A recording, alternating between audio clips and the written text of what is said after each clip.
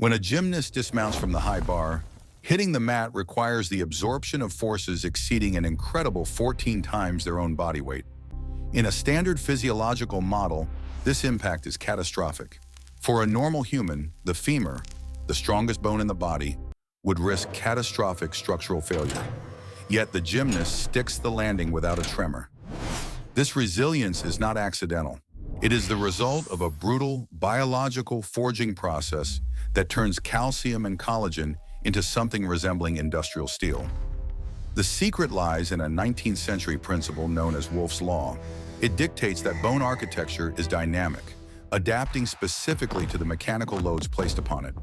When a gymnast tumbles, the shock wave travels up the tibia, causing the bone to bow imperceptibly. This deformation triggers a distress signal deep within the cellular matrix. It creates thousands of microfractures, tiny fissures in the skeletal integrity. This process occurs silently, invisible to the audience watching from the stands. While this sounds destructive, it is actually the catalyst for superhuman density. In response to this high-impact trauma, the body deploys osteoblasts. These are the construction workers of the skeletal system. They do not merely repair the microfractures, they overcompensate.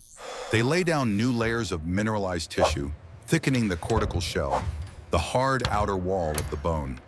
Simultaneously, the trabecular bone, the spongy inner lattice, realigns its struts and beams along the precise vectors of stress. It is bioengineering at its finest adaptation.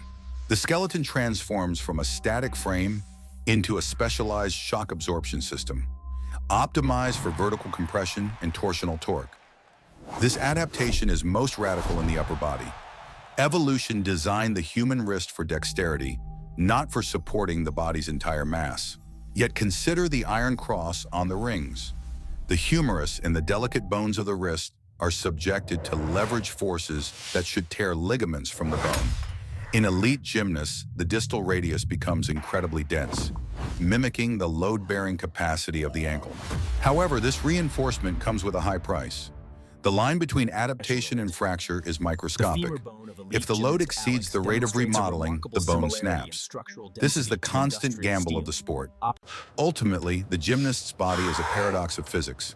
They must be light enough to fly, yet heavy enough to survive the fall. Their bones are denser, harder, and more resilient than the average soldier's. Beneath the sequins and the effortless grace, there is a hidden, hardened framework. They are not just athletes. They are walking architectural marvels, rebuilt by gravity, impact, and the relentless will to remain unbroken. This is the silent, heavy cost of perfection that defines the elite.